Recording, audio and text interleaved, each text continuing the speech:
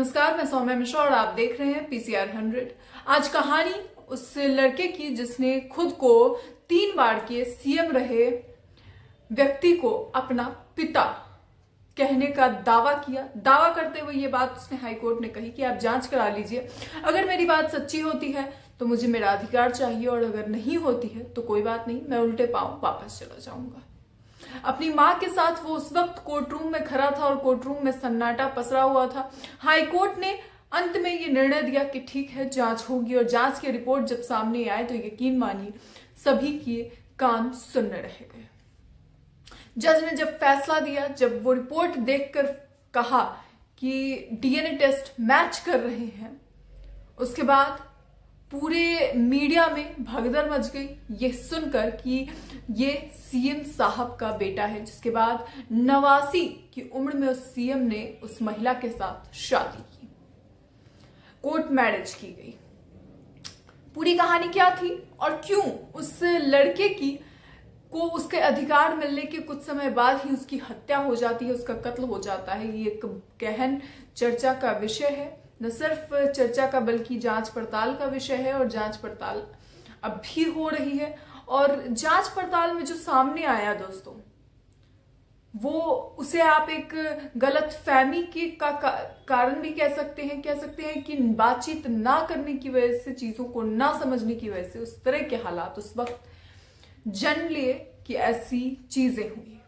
पूरा मामला क्या था, कौन था रोहित शेखर, कौन थे एनडी तिवारी, एक एक करके दोनों कहानियों को हम शुरू से लेकर अंत तक सुनाएंगे आपको।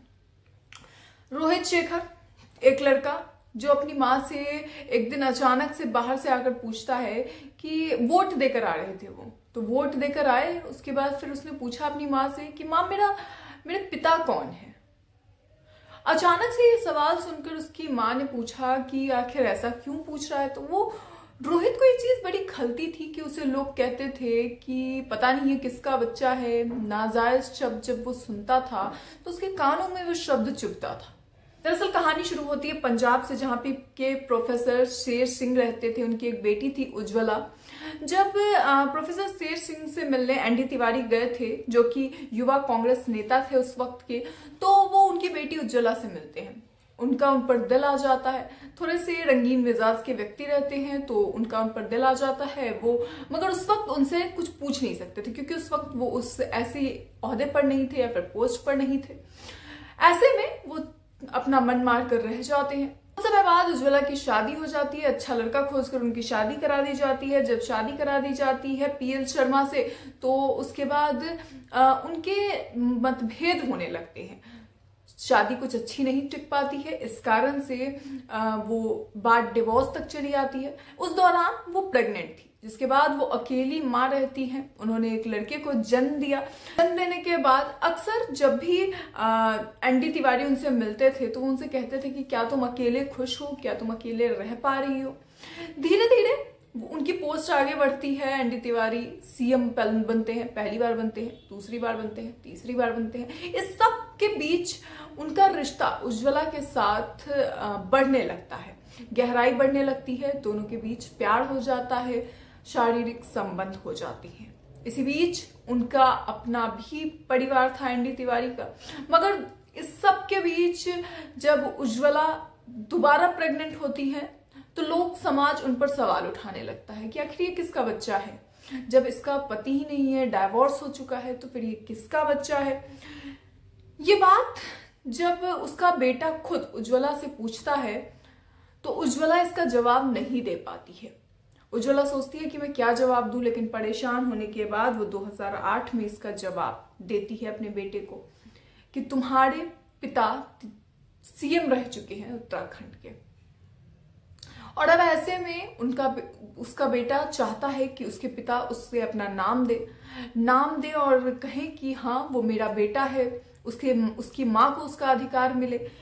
23 दिसंबर 2010 में हाईकोर्ट में ये फैसला दिया जाता है हाईकोर्ट द्वारा कि ठीक है, जांच पड़ताल होगी इस पर।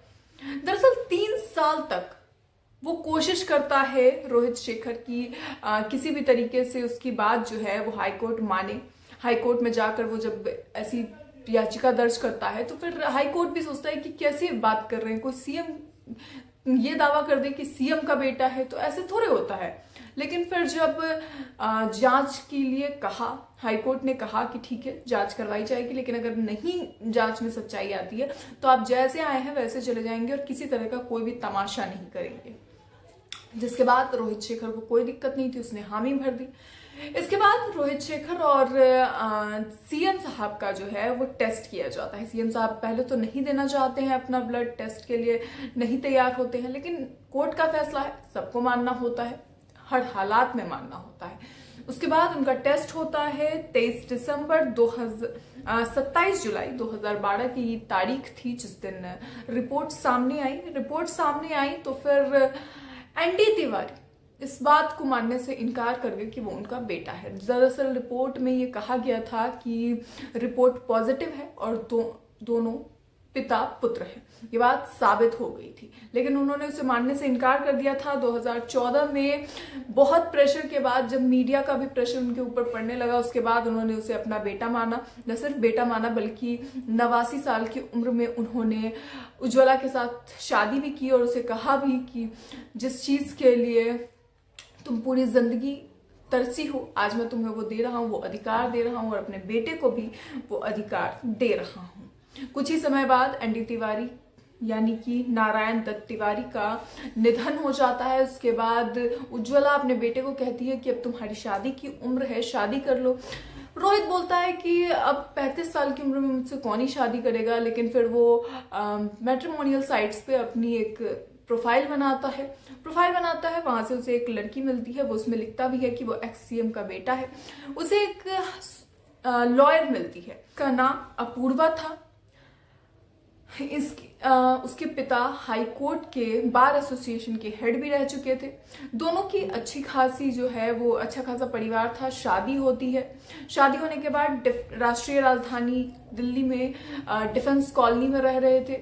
शादी के बाद धीरे धीरे कुछ चीजें अपूर्वा नोटिस करने लगती है। वो नोटिस ये करती है कि शेखर का किसी अन्य महिला के साथ, जो कि दूर की रिश्तेदार थी, उसके साथ बड़ा लगाव है। दोनों एक साथ बैठकर पैक बनाकर पिया करते थे।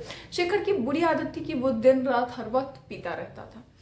उस महिला को 8 सालों से बच्चा नहीं हुआ था। ये बात उसे बड़ी खटक रही थी अपूर्वा को। और एक दिन उसने जब घर के वसीयत देखी तो उसमें उसने देखा कि 2018 में एक बच्चा हुआ उस महिला को, उस बच्चे का नाम भी था। यानी कि अगर दोनों बेटों में जो डिस्ट्रीब्यूट हुई थी, जो संपत्ति डिस्ट्रीब्यूट करके गए थे एनडी तिवारी, उसके बाद उस बेटे को भी, जो उस महिला का बच्चा था, उसे भी वसीयत में ऐड किया गया था। उसमें अपूर्वा कहीं नहीं थी। ये बात उसे खटकी। 18 दिन बाद ही वो अपने मायके चली जाती है। मायके में जाती है, दोनों के बीच से विवाद बढ़ता चला जाता है।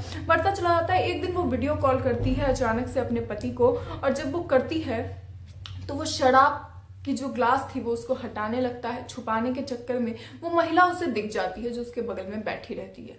ये बात जब वो देखती है, नोटिस करती है, तो वो कंफर्म हो जाती है कि बच्चा किसी और का नहीं बल्कि रोहित का ही है। और वो सोचती है कि इसी वजह से उसके रिश्ते में विवाद हो रहा था। जिसके बाद वो रोहित जब घर आता है, वो उसके ऊपर चिल्लाती है कि तुम्हारी वजह से मेरी जिंदगी बर्बाद हो गई। वो उसका कॉलर पकड़ के उसे खींचती रहती है और वो इतने गुस्से में रहती है, उसे पता भी नहीं चलता है कि कब रोहित का गला धीरे धीरे दबने लगता है और दबते दबते में उसका शरीर शांत हो जाता है। जब रोहित का शरीर शांत हो जाता है तब अपूर्वा इस बात को नोटिस करती है और नोटिस करने के बाद वो सोचती है कि ये मैंने क्या कर दिया। पुलिस को पता चलता है, पुलिस वहां पे पहुंचती है। अपूर्वा को उस वक्त गिरफ्तार कर लिया जाता है, जिसके बाद जांच पड़ताल आज भी चल रही है। आज भी इसमें केस चल रहा है, लेकिन सवाल ये कि आखिर किस तरीके से एक व्यक्ति जिसने कि 35 साल की उम्र तक अपने नाम के अधिकार के लिए लड़ाई की, उसकी हत्या, उसका कत्ल कुछ समय बाद ही हो जाता है। अपने जीवन में इतने संघर्ष के बाद उसने अपने जीवन को जीने को ही उसे अपना जीवन नहीं मिला। दोस्तों, ये कहानी आपको इसलिए नहीं सुनाई गई है ताकि आप लोग परेशान हो। ना ही परेशान होने की जरूरत है, ना ही किसी और चीज की, बल्कि ये जागरूकता के लिए है कि कभी भी इस तरह के अगर माहौल क्रिएट होते हैं तो किस तरह की घटनाएं सामने हो सकती है। इस कहानी को लेकर आपकी क्या राय है, अपनी राय कमेंट बॉक्स में जरूर बताएं। ऐसी और खबरों के लिए देखते रहिए पीसीआर।